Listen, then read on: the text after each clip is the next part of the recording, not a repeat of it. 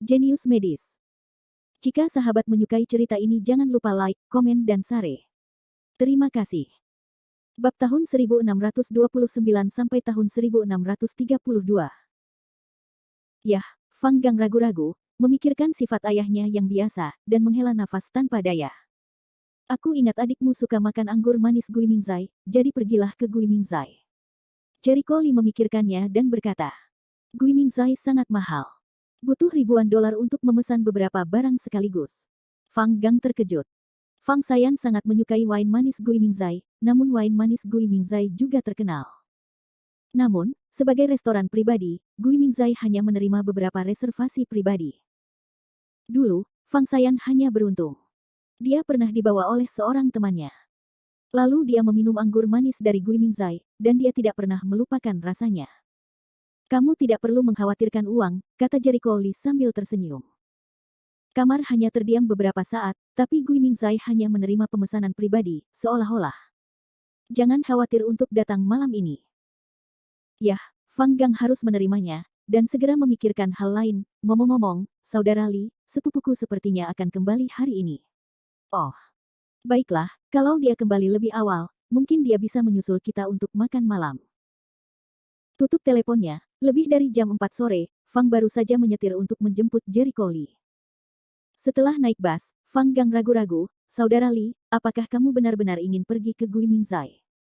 Pada siang hari, setelah dia menutup telepon, dia pergi untuk memeriksanya. Gui Mingzai bukan hanya restoran pribadi, tetapi juga restoran kaya. Tidak mudah untuk membukanya bagi orang biasa. Tamu. Artinya, orang yang bisa masuk untuk konsumsi adalah orang kaya atau mahal. Dia khawatir jika Jericho Lee pergi, dia mungkin akan meledak jika dia bahkan tidak bisa masuk. Karena kamu ingin mentraktir, kamu harus pergi ke tempat yang lebih baik, kata Jericho Lee. Dia sudah memanggil penanggung jawab perusahaan Rende setempat untuk pengaturan. Dengan wajah perusahaan Rende, tidak ada kecelakaan, kecuali Gui Mingzai tidak mau melakukannya bisnis. Melihat Jericho Lee bersikeras untuk pergi, Fang Gang tidak bisa membujuknya lagi. Dia hanya bisa menghela nafas diam-diam. Di sini, di kawasan perumahan tempat tinggal Fang, sebuah BMW seri 5 mewah perlahan melaju keluar dari kawasan perumahan. Ini mobil Fang Sayan. Fang semakin takut putrinya kehilangan muka karena mengendarai mobil biasa. Untuk membiarkannya masuk dan keluar dari kelas atas, dia membeli mobil seperti itu. Sedangkan untuk dirinya sendiri, biasanya dia mengendarai BYD, tapi hanya puluhan ribu yuan. Posisinya ada di sana. Terlalu mewah untuk mengendarai mobil bagus. Tentu saja, Fang Yue sendiri adalah pria dengan keinginan kuat untuk mengontrol. Hari ini, tentu saja, dia juga mengemudi. Sun Ru dan Fang Sayan duduk di kopilot dan kursi belakang. Menunggu tempat parkir di luar Gui Mingzai, setelah keluar dari mobil, Fang Yue melihat Jericho Lee duduk di kursi co-driver, ekspresinya menunjukkan penghinaan. Awalnya, dia berpikir bahwa meskipun Jericho Lee adalah pengemudi yang buruk, dia harus mengendarai mobilnya sendiri, meskipun itu adalah mobil domestik terburuk, tetapi dia tidak mengemudi sama sekali. Artinya, anak laki-laki itu tidak terlalu buruk. Hal ini membuatnya semakin meremehkan Jericho Lee. Awalnya pada siang hari, Fang Gang mengatakan bahwa Jericho Lee akan mengundang keluarganya untuk makan malam. Dia pikir Jericho Lee harus menunjukkan kinerja, setidaknya membuat orang melihat bahwa dia adalah saham berkualitas tinggi. Hanya dengan cara ini dia bisa menyusul putrinya. Akhirnya Jericho Lee menggosok mobil putranya. Itu terlalu murah. Apakah orang ini tidak tahu cara menulis kata integritas? Sun Ru melihat ketidakpuasan suaminya dan menatap putranya yang terlihat sedih. Ungkapan itu seperti mengatakan, jangan salahkan aku. Ayo pergi. Jericho Lee, tanpa ekspresi di wajahnya, berbalik dan berjalan menuju gerbang Gui Mingzai. Setelah beberapa langkah, Fang Yue dan yang lainnya berhenti. Sun Ru lalu buru-buru menarik Jericho Lee, jangan main-main, bagaimana kita bisa datang ke sini untuk makan? Pergi dan makan di tempat lain. Sebelumnya Fang Gang memberitahunya bahwa Jericho Lee akan mengundang mereka ke tempat yang sangat mewah yang disukai putrinya. Dia juga sangat senang dan berpikir bahwa Jericho Lee setidaknya sangat disengaja. Saya hanya takut melihat dari mana saya berasal. Gui Mingzai, sebuah restoran swasta terkenal di kota Mordor, terkenal dengan keterampilan memasaknya yang luar biasa. Terkadang ketika Fang Yue pergi makan malam, dia mendengar kata Gui Mingzai di telinga orang lain. Ada semacam rasa iri dan kerinduan di wajah orang lain. Tampaknya merupakan suatu kehormatan besar bisa datang ke sini untuk makan malam. Gui Mingzai tidak hanya terkenal dengan anggur manisnya, tetapi juga untuk setiap hidangan di sini. Fang Sayan berkedip, "Bu, apakah barang-barang di sini sangat mahal?" Dia menganggap makanan di sini terlalu mahal. Sun Ru menganggapnya terlalu mahal. Menurutnya begitu. Dia mendapat kesan bahwa keluarga Jericho Lee tidak baik. Dia tidak memiliki ayah atau ibu sejak dia masih kecil dan bergantung pada kakeknya. Ini restoran bukanlah tempat yang mampu dibeli oleh orang biasa dari penampilannya. Ini, Sun Ru sedikit malu, karena di sini tidak hanya mahal, kamu juga perlu melihat identitasmu saat masuk. Ah, bagaimana dengan identitas? Fang Sayan tertegun sejenak dan bertanya, saya tidak merasakannya saat saya datang terakhir kali. Itu karena kamu jadi sorotan teman-teman, bocah bodoh. Sun Ru menjelaskan tanpa daya bahwa dia tidak menyakiti hati Jericho Lee sebanyak mungkin. Fang Yue menatapnya, matanya penuh cibiran. Dia akan melihat bagaimana anak itu turun dari panggung. Saya tidak malu lari ke tempat seperti itu. Ayo pergi, kata Fang Sayan. Dia tidak ingin mempermalukan Jericho Lee. Dia tahu anggur manis Gui Mingzai enak, tapi dia tidak ingin membuat Jericho Lee kehilangan muka karena ini. Namun, saat ini, pintu dua petugas keamanan penyambutan datang. Maaf, apakah Anda datang ke Gui Mingzai untuk makan malam? Salah satu dari mereka bertanya. Tidak. Jawab Sun Ru tanpa sadar. Jericho Lee berkata sambil tersenyum, iya. Kedua penjaga keamanan itu tertegun sejenak, yang sungguh menarik. Yang satu menjawab ya dan yang lainnya menjawab tidak. Apakah Anda menyanyikan buluh ganda? Semakin banyak ruangan yang mengerutkan kening, semakin banyak Fang Gang dan Sun Ru Xin bertepuk tangan, sedikit gelisah. Awalnya, mereka ingin mengatakan tidak, agar mereka bisa pergi. Tapi Jericho Lee memimpin dan mengiyakan, yang membuat mereka benar-benar tidak berdaya. Karena saya di sini untuk makan malam, apakah Anda punya kartu anggota? Petugas keamanan bertanya lagi. Aku. Sun Ru agak malu, lalu ragu-ragu dan melanjutkan, tidak punya, tapi bisa membuat sepotong untuk sementara waktu. Dia berpikir jika itu benar-benar tidak memungkinkan, tidak apa-apa untuk mengaturnya hanya sementara. Hanya tidak tahu apa persyaratan kartu anggota Gui Mingzai, mereka dapat memenuhi standar. Tetapi penjaga keamanan menggelengkan kepalanya dan menjelaskan sambil tersenyum, maaf, anggota Gui Mingzai tidak dapat menanganinya untuk sementara. Mereka perlu membuat janji terlebih dahulu untuk ujian kualifikasi. Dan itu perlu persetujuan dari atasan. Bab 1630. Apa? Sangat menuntut. Sun Ru terkejut. Fang Sayan dan Fang Gang juga menarik napas. Mereka pernah mendengar bahwa kartu anggota Gui Mingzai sangat ketat, tetapi mereka tidak menyangka akan seketat itu. Perlu membuat janji terlebih dahulu, juga perlu melakukan audit kualifikasi, yang lebih penting ada audit atasan. Sejujurnya, jika orang biasa melakukan bisnis seperti ini, mereka akan menyinggung perasaan orang lain. Kecuali mereka mempunyai latar belakang yang kuat, mereka akan menjadi sasaran kritik publik. Tapi bos Gui Mingzai tetap melakukannya. Terlihat bos Gui Mingzai sangat menakutkan. Hanya mereka yang berbadan besar dan tidak peduli menghasilkan uang yang bisa begitu keras kepala. Sun Ru ragu-ragu dan bertanya ragu-ragu, siapa bosmu? Karena kuncinya ada pada bosnya, dia akan mencoba mencari tahu informasi bosnya. Seandainya semakin banyak Fang mengenal bos di sini, hal berikutnya akan lebih mudah untuk dikatakan. Namun, harapan Sun Ru pasti gagal. Penjaga keamanan menggelengkan kepalanya dan menjelaskan dengan tenang, maaf, kami tidak berhak mengungkapkan informasi bos.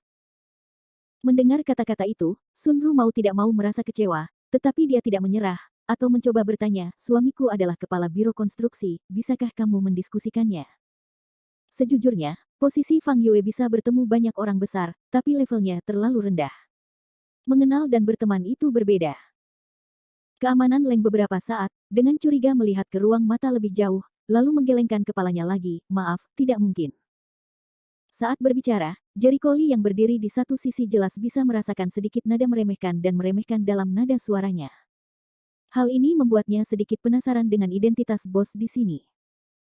Saat dia menelepon penanggung jawab perusahaan Rende tadi, pihak lain tidak menyebutkan dengan jelas identitas bos Gui Mingzai, hanya mengatakan bahwa identitas bos di sini sangat besar. Tidak bisakah orang-orang di biro konstruksi bersikap akomodatif? Fang Gang mendecakkan lidahnya. Satpam itu tertawa, maaf, tanpa kartu anggota, kami tidak memenuhi syarat untuk memasukkan orang, kecuali ada akomodasi anggota lama, terima Anda. Hal ini membuat beberapa orang malu. Fang Sayan kemudian mengerti mengapa dia bisa masuk ke Gui Mingzai sebelumnya. Itu berkat teman-temannya. Fang Yue mengepalkan tinjunya dan mencekik jantungnya.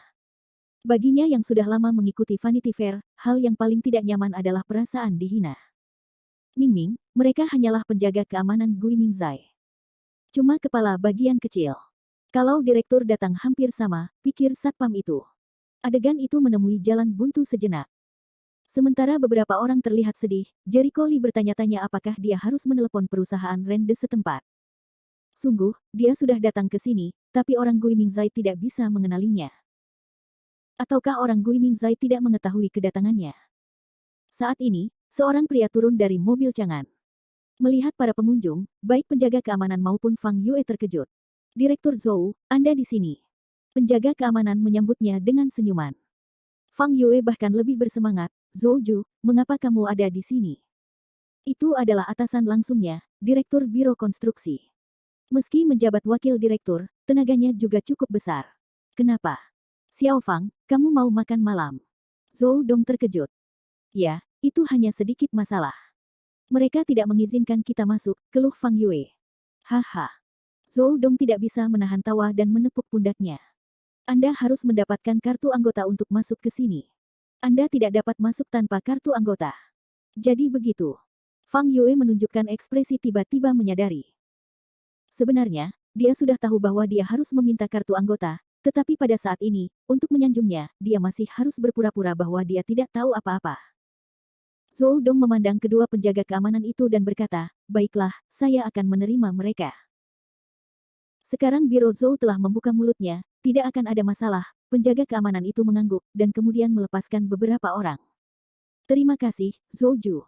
Terima kasih banyak. Fang Yue tampak bersemangat dan bersyukur, melihat Zhou Dong memasuki Gui Mingzai. Menunggu orang-orang pergi, dia kembali menatap Jericho Lee dengan dingin. Inilah pria yang hampir membuatnya kehilangan muka di depan bosnya. Jika bukan karena kesempatan dan cara dia melakukan sesuatu, itu akan menjadi ironis. Sun Ru juga tahu bahwa suaminya sedang kesal dan tidak punya pilihan selain menghela nafas. Ayo pergi. Semakin dingin ruangan, semakin lebih dingin lagi. Sekarang setelah selesai, dia tidak bisa melakukan apapun pada Jericho Lee di depan keluarganya. Selain itu, ini Gui Mingzai. Jika kamu berani bermain-main di sini, aku takut meskipun wajah Zhou Dong tidak bagus, mereka akan diusir keluar rumah. Menimbang pro dan kontra, dia hanya bisa bertahan. Saya tidak perlu datang ke sini. Senang rasanya pergi ke tempat lain. Wajah Jericho Lee tanpa ekspresi dan hatinya lucu. Dia bisa melihatnya dengan jelas. Diperkirakan ketika penanggung jawab perusahaan rende memanggil bosnya ke sini, dia tidak banyak bicara tentang identitasnya. Oleh karena itu, bos Gui Mingzai mengira orang yang datang ke sini adalah anak kecil atau semacamnya, dan dia tidak mengambil banyak tanggung jawab sama sekali. Jika tidak, tidak ada alasan mengapa penjaga keamanan tidak mengenalinya. Halo, Nona-Nona. Segera setelah saya memasuki Gui Mingzai, seorang gadis muda berwajah manis datang menyambut saya sambil tersenyum. Mengapa? Saat bertemu satu sama lain, Fang Sayan adalah orang pertama yang berteriak, Lu Yue, bagaimana kabarmu di sini? Gadis itu juga tertegun sejenak, pasir menelan. Wajah Fang Sayan menunjukkan senyum bahagia, apakah kamu bekerja di sini? Ya, saya pemandu di sini. Lu Yue tersenyum. Adegan ini membuat beberapa orang berdiri. Kakak, apakah kalian saling kenal? Rumahnya sangat indah. Ya, dia teman kuliahku, tapi dia tidak mengikuti ujian masuk pascasarjana, jadi dia bekerja, Fang Sayan menjelaskan dengan gembira. Saya tidak menyangka akan bertemu seorang kenalan di sini. Ini aneh. Kenapa aku tidak melihatmu terakhir kali aku datang ke sini? Terakhir kali. Lu Yue sedikit terkejut, aku baru saja datang ke sini untuk bekerja. Yah, terakhir kali aku datang ke sini beberapa bulan yang lalu. Pantas saja aku tidak melihatmu, kata Fang Sayan sambil tersenyum. Ini ayahku, saudara laki-lakiku, dan temanku. Kami di sini untuk makan malam hari ini. Lu Yue memandang beberapa orang dengan heran dan ragu. Meskipun dia bekerja di sini untuk waktu yang singkat, dia tahu aturan Gui Mingzai. Para tamu yang masuk dan keluar dari Gui Mingzai adalah orang kaya atau mahal. Dia tahu bahwa kondisi keluarga Fang Sayan cukup baik. Bagus, tapi jelas mereka tidak bisa mencapai tingkat kekayaan, apalagi kekuasaan. Tidak mungkin dia masuk ke sini. Namun, dia cerdas, dan segera berpikir bahwa mereka mungkin menyeret hubungan orang lain untuk sampai ke sini, yaitu bukan hal yang aneh di Gui Mingzai. Bab 1631. Oke, aku akan mengajakmu berkeliling restoran hari ini. Aku akan memberitahumu bahwa restoran Gui Mingzai sangat besar, dan ini adalah restoran gabungan. Penuh dengan lubang. Jika tidak ada yang memimpin, kamu mungkin tersesat. Lu Yue berkata sambil tersenyum. Sangat berlebihan. Fang Gang terkejut. Ini adalah restoran pribadi kelas atas. Bahkan layanannya bersifat tatap muka, yang hampir tidak mungkin dilakukan di luar. Tentu saja, jika Anda bisa membuka restoran atau restoran pribadi seperti itu di tempat seperti kota ajaib, bagaimana layanannya bisa buruk? Lu Yue dengan semacam warna bangga di wajahnya, lalu memimpin beberapa orang masuk ke dalam, sambil tersenyum untuk memperkenalkan situasi Gui Mingzai. Gui Mingzai dibagi menjadi beberapa area, yang pertama adalah area catering, terutama beberapa tempat duduk tipe single room kecil. Sangat cocok untuk pasangan dan keluarga untuk makan malam bersama. Tentu saja kerjasama bisnis dan kerja serta pergaulan tidak menjadi masalah, dan tidak akan diganggu. Berikutnya adalah area barbecue. Ini adalah area yang paling cocok untuk orang-orang yang suka mengajak keluarganya makan malam bersama. Dan kemudian ada area mencicipi anggur, di mana semua anggur terkenal di dunia disajikan, dan ada juga kilang anggur buatan sendiri di sini. Di antara mereka, minuman keras paling terkenal di Gui Mingzai semuanya dibuat sendiri. Akhirnya, waktu luang dan area hiburan juga cocok untuk bersantai dan bersantai. Setelah perkenalan Lu Yue, Fang Gang dan Fang Sayan merasa bahwa Gui Mingzai benar-benar kaya. Kalaupun kebanyakan orang berani membuka restoran seperti itu, mereka selalu memilih tempat yang harga tanahnya relatif murah. Tapi Gui Mingzai adalah tempat yang bagus untuk dibuka di pusat kota. Atau mode restoran pribadi, tidak takut kehilangan uang. Namun pikirkan tentang dekorasi mewah dan gaya indah di sini. Saya khawatir bos tidak peduli kehilangan uang sama sekali. Sayan, jika kamu suka wine manis, pergilah ke tempat mencicipi wine. Aku juga ingin minum wine manis untuk melihat seperti apa rasanya, kata Sun Ru sambil tersenyum. Bagus. Fang Sayan mengangguk dan menatap Lu Yue, bawa aku ke tempat mencicipi anggur. Lu Yue mengangguk dan memimpin orang-orang ke area mencicipi anggur. Mereka pertama kali melihat kebun anggur. Ah, ada kebun anggur di sini. Fang Sayan terkejut. Tentu saja, rumah anggur manapun akan menanam anggur, bukan hanya karena kontrol ketat terhadap bahan pembuatannya, tetapi juga karena kepercayaan yang dapat memenangkan para tamu. Lu Mun tersenyum. Gui Mingzai memiliki lebih dari sekedar anggur manis, anggur, baijiu, koktail, dan anggur lainnya. Selain anggur terbaik dari beberapa kilang anggur impor, juga dapat dimasukkan di sini. Itu dibuat di Cina. Gui Mingzai telah mengambil rute kelas atas sejak awal. Meskipun Lu Yue sudah lama tidak bekerja di Gui Mingzai, kemampuan kerjanya sangat luar biasa. Dalam waktu kurang dari sebulan, dia telah memahami semua situasi di Gui Mingzai. Di antara karyawan yang direkrut oleh kelompok yang sama, kinerja paling baik. Penampilannya bagus, rajin belajar, dan rela menanggung kesulitan, sehingga mendapat gaji yang sama dengan pegawai tetap. Sebagai tempat kelas atas, gaji Gui Mingzai juga sangat menarik. Dia biasanya bekerja keras, tanpa dia tidak memiliki latar belakang keluarga kaya, keluarganya sangat miskin, dan ayahnya bergantung satu sama lain sejak kecil. Ibunya meninggal karena kanker ketika dia masih sangat muda, meninggalkan keluarga miskin. Anak-anak orang miskin bertanggung jawab atas keluarga sejak dini, hal ini telah dibuktikan dengan sempurna olehnya. Sejak SMP, dia mulai bekerja dan belajar. Di bangku SMA, ia juga banyak meraih beasiswa. Universitas ini adalah siswa berprestasi yang terkenal di sekolahnya, dan dia mendapat banyak beasiswa setiap tahun. Tidak mudah baginya untuk mencapai hari ini. Namun, dia tahu bahwa apa yang telah dia lakukan tidaklah cukup, dan dia masih perlu bekerja lebih keras untuk maju. Dia memiliki hubungan yang baik dengan Fang Sayan. Faktanya, ini lebih karena rasa empati. Keluarga Fang Sayan, dia juga tahu, tidak jauh lebih baik dari keluarganya di masa lalu. Hanya pada tahun-tahun inilah kehidupan Fang mencapai tahap ini, namun meski begitu, ia tidak kaya. Adapun Jericho Lee, dia pernah mendengarnya. Tampaknya situasinya lebih buruk daripada dia. Dia kuliah di Universitas Kedokteran Luzhu, tetapi mendapat masalah dan dikeluarkan dari universitas. Lu Yue, kenapa kamu tidak melanjutkan ujian masuk pascasarjana? Aku ingat nilaimu lebih baik dariku, tanya Fang Sayan sambil berjalan. Apakah kamu ingat itu? Lu Yue tidak punya pilihan selain tersenyum, saya tidak berencana untuk melanjutkan ke sekolah pascasarjana. Saya tidak dapat menahannya. Sekarang kondisi ekonomi keluarga saya tidak baik. Saya perlu menghasilkan uang sesegera mungkin. Dalam beberapa tahun terakhir, ayah saya telah bekerja keras di lokasi konstruksi untuk saya pelajari, dan dia menderita banyak penyakit. Serius sekali. Fang Sayan sedikit khawatir, kamu baik-baik saja. Untungnya, setelah perawatan rehabilitasi di rumah sakit, selama kita bertahan dalam jangka waktu tertentu, kita bisa sembuh. Namun, biaya pengobatannya mahal, jadi saya menajamkan kepala dan pergi ke Gui Mingzai. Tentu saja, gaji Gui Mingzai sangat tinggi. Biaya pengobatan ayahku tidak menjadi masalah. Lu Yue sepertinya mudah tersenyum. Faktanya, dia tidak punya apa-apa untuk dikatakan.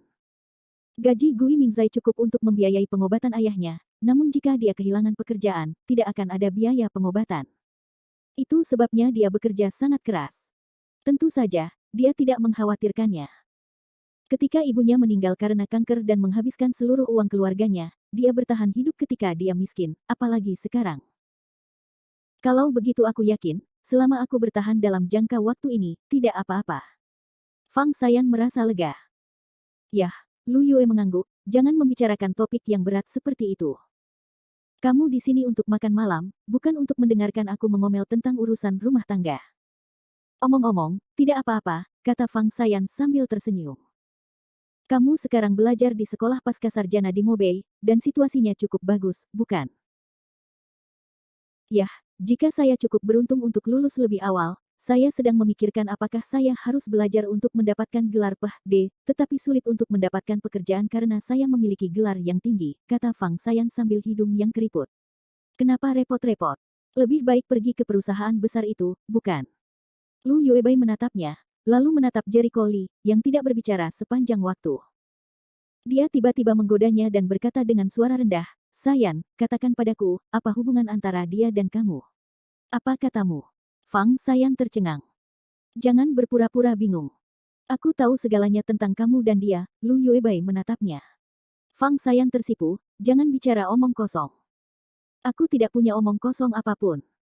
Kamu bilang kamu ingin menikah dengannya pada awalnya, kata Lu Yue sambil tersenyum sembunyi-sembunyi. Wajah Fang Sayan menjadi semakin merah. Awalnya hanya bercanda. Lagi pula, saat itu kami masih muda. Tidak peduli seberapa kecilnya, kamu adalah seorang siswa SMA.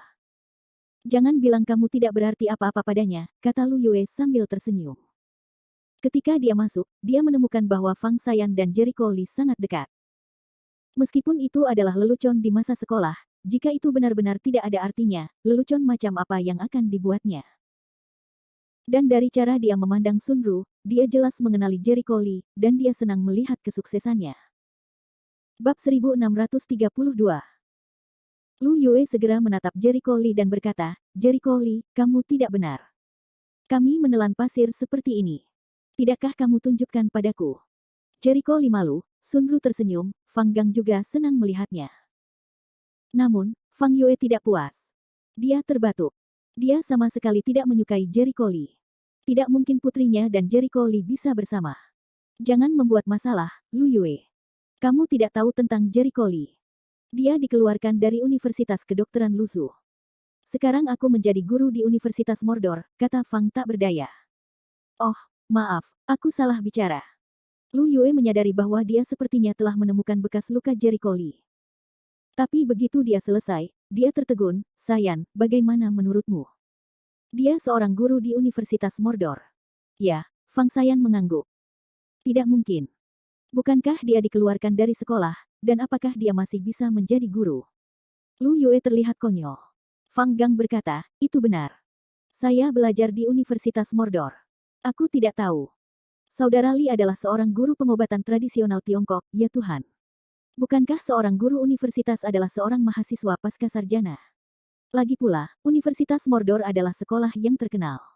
Umumnya, dokter diharuskan menjadi guru, terutama guru kedokteran. Lu Yue adalah seorang sedikit tidak percaya. Jericho Lee tertawa, saya hanya meninggalkan pekerjaan biasa dan bekerja untuk orang lain selama beberapa hari. Kalau tugasnya sudah selesai, sebaiknya ia berhenti, namun diperkirakan ia akan tetap menjadi guru honorer, profesor, dan sebagainya. Karena takut penjelasan Jericho Lee tidak jelas, Fang Yue langsung melontarkan kalimat, dia hanya guru sementara di sekolah. Dia tidak sama dengan profesor serius atau guru formal. Memang benar, kata Lu Yue dengan lega. Dia sangat ketakutan sekarang. Dia benar-benar mengira Jericho Lee menentang langit. Kalau hanya sekedar pekerjaan biasa, tak ada yang perlu dibanggakan. Fang Gang sangat tidak yakin, tugas kosong apa yang telah dibuat oleh saudara Lee sehingga orang lain tidak dapat melakukannya sepanjang hidup mereka. Oke. Dia tidak hanya mengubah metode pengajaran di sekolah, tetapi juga menggali 3 talenta untuk jurusannya. 1. Ujian akhir. Bahkan Presiden Lang, yang merupakan kepala sekolah dan direktur pengajar, sangat memuji. Selain itu, kakak laki-laki Lee mengalahkan instruktur umum Wei Long di depan ribuan siswa di gimnasium pagi ini. Fang Sayan, Sun Ru, dan Lu Yue terbelalak. Fang Yue mengerutkan kening dan memarahi, omong kosong apa? Bisakah dia mengalahkan kepala instruktur Wei Long? Tahukah Anda siapa kepala instruktur Wei Long? Kau tahu, pada pertemuan pertukaran sekolah ini, orang-orang Wei Long adalah instrukturnya, kata Fang Gang dengan mulut melengkung. Ayah, jangan percaya. Dengan begitu banyak orang yang menonton di pagi hari, kepala Borkong seperti seekor monyet dan digoda oleh kakak laki-laki Lee. Dia tidak punya kekuatan untuk melawan. Ini, Fang Sayan dan yang lainnya memandang mata Jericho Lee dengan sangat berbeda. Mereka tidak pernah menyangka bahwa Jericho Lee memiliki keterampilan yang begitu buruk, bahkan Kong Guangjian, instruktur umum Wei Long, bukanlah lawannya. Fang Yue masih tidak mempercayainya, saya tidak percaya. Ayah, jangan memandang orang dengan prasangka buruk. Jika ayah tidak percaya padaku, aku akan menelepon beberapa teman sekelasku dan meminta mereka memberi taumu. Fang Gang bersumpah, kepala instruktur Wei Long tidak hanya dikalahkan oleh kakak Lee, tetapi juga dikalahkan oleh kakak Lee seperti instruktur Xiao Chen. Setidaknya ribuan orang melihatnya. Kentut. Teriakan marah terdengar, tapi itu bukan dari dalam ruangan. Saya melihat seorang pria parubaya berjas, berusia sekitar 40 tahun, bergegas dengan marah, omong kosong. Siapa yang berbicara omong kosong di sini dan memfitnah? Reputasi kepala Borkong. Wajah Lu Yue berubah drastis. Dia segera membungkuk dan meminta maaf kepada pengunjung tersebut, manajer Kong, maafkan saya. Mereka adalah teman saya. Jika mereka mengatakan sesuatu yang salah, saya minta maaf untuk mereka. Kata-katanya penuh dengan hinaan dan hinaan. Anda hanyalah karyawan biasa di sini. Kualifikasi apa yang Anda miliki untuk meminta maaf kepada mereka? Aku. Lu Yue menjadi pucat, bersenandung. Pengunjung itu sangat marah, dan matanya muram. Jika orang-orang ini tidak berbicara dengan jelas hari ini, kita belum selesai. Segera, dia langsung mengarahkan ujung tombaknya ke Jericho Lee dan yang lainnya, siapa yang baru saja mengatakan bahwa dia mengalahkan Panglima Wei Long. Semua orang di ruangan itu bisa merasakan pria ini sedang marah sekarang. Sangat mudah untuk mengatakan sesuatu yang salah seperti menyalakan bahan peledak. Fang Sayan ragu-ragu dan siap berbicara. Fang Gang mengulurkan tangannya untuk menghentikannya dan berkata, ada apa denganku? Sejauh yang ku ketahui, kepala Borkong, kepala Bor Wei Long, telah dikalahkan. Bukan hanya aku yang melihatnya. Di setidaknya 1000 orang melihatnya. Apakah kamu punya masalah? Xiao Gang, jangan bicara omong kosong. Fang menjadi semakin bingung. Dia tidak melihat kesempatan ketika dia berbicara. Dia tidak melihat wajah orang begitu jelek. Di samping itu Gui Mingzai, jadi dia tidak bisa menjadi liar. Aku tidak bicara. Begitulah adanya. Kamar hanya bersenandung dingin. Anda, manajer Kong sangat marah. Dia sangat marah dan memarahi, saya pikir Anda sedang mencari kematian. Kamu berani bicara omong kosong di hadapanku. Jangan mengira kamu adalah manajer di sini. Aku takut padamu. Fang Gang tidak menyerah sama sekali. Xiao Gang, mundurlah. Fang Yue mengulurkan tangannya dan menarik putranya kembali. Pada saat yang sama, dia maju ke depan dan berkata, Manajer Kong, saya tidak tahu mengapa Anda marah, tetapi Anda dapat memberitahu saya sesuatu. Sebagai seorang ayah, dia secara alami harus berdiri pada saat kritis. Siapa kamu? Manajer Kong terlihat murung. Fang Yue wajahnya berkedip-kedip dan dia berkata, saya bekerja di Biro Konstruksi, dan saya adalah kepala bagian. Seorang kepala bagian juga memiliki wajah untuk bertindak liar di depan saya. Manajer Kong penuh dengan sarkasme dan penghinaan. Kamu. Hati Fang Yue sangat tertekan. Yang paling dia takuti adalah ketika dia menyebutkan identitasnya di depan orang lain meremehkannya. Faktanya, identitasnya pada dasarnya tidak memiliki kekuatan jera. Gui Mingzai punya latar belakang yang sangat besar, yang jauh dari terprovokasi oleh kepala bagian kecil. Dia sedang memikirkan cara untuk turun dari panggung, jika tidak, konsekuensinya tidak terbayangkan. Keluar dari sini. Anjing dan kucing macam apa yang berani bertingkah liar di sini? Manajer Kong berteriak dengan marah, lalu memandang yang lain dengan dingin, siapa yang mengalahkan kepala Borkong dengan kata-kata besarnya. Fang Sayan dan yang lainnya pucat dan bingung. Saat itu, Jericho Lee berdiri dengan wajah tenang dan berkata, saya memukulnya. Apa masalahnya? Hal ini membuat ruangan lebih langsung memalingkan mata, kalian benar-benar tidak malu, mengucapkan kata-kata besar tidak takut lidah berkedip. Fang Gang berdiri dengan penuh semangat, ya, saudara Lee mengalahkannya. Pagi ini di gimnasium, dia kalah di depan ribuan guru dan siswa. Sudah diketahui umum. Kekuatan yang luar biasa.